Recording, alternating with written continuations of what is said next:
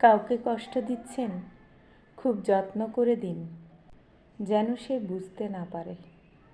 তবে ভুলেও ভাববেন না আপনি সত্যিই পার পেয়ে গেছেন, কারণ এই পৃথিবী গোলাকার আর কষ্টেরও এক অদৃশ্য ফেরার পথ আছে।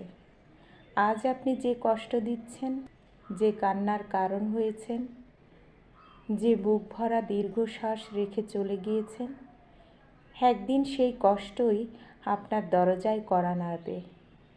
তখন হয়তো আপনি অনেক চাইলেও পালিয়ে যেতে পারবেন না। আপনি হয়তো আজ নির্দ্বিধায় কাউকে অপমান করছেন, তার বিশ্বাস ভেঙে দিচ্ছেন, তার ভালোবাসাকে তুচ্ছ করে দিচ্ছেন।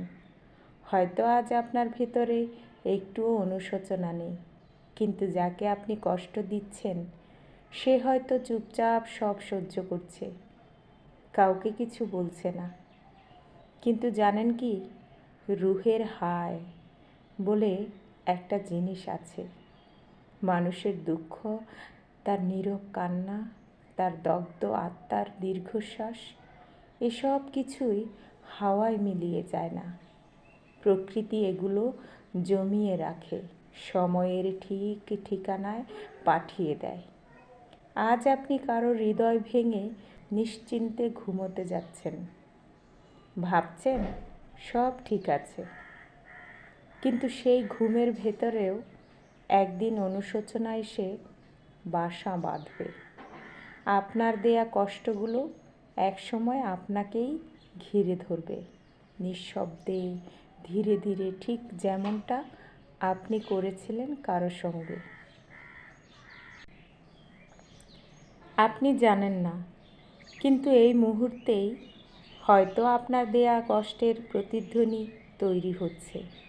আজ যে মানুষটা নীরবে সহ্য করছে, যে মানুষটা আপনাকে কিছু বলছে না, তার দুঃখ, তার চোখের জল, তার অসহায় দীর্ঘশ্বাস প্রকৃতির কানে ঠিকই পৌঁছে যাচ্ছে। আর প্রকৃতি সে নীরব নয়, সে ন্যায়ের জন্য অপেক্ষা করে। একদিন এমন একটা সময় আসবে যখন আপনি নিজেই নিজের কৃতকর্মের ভার সইতে পারবেন না, নিজেই নিজের কাছে অপরাধী হয়ে যাবেন। কিন্তু তখন হয়তো আপনার অহংকার, আপনার ইগো আপনাকে সেই মানুষটার কাছে ক্ষমা চাইতেও দেবে না। তখন বুঝবেন কষ্ট ফিরে আসার যন্ত্রণা কতটা ভয়ঙ্কর হতে পারে। সৃষ্টিকর্তা কারো একার নন, তিনি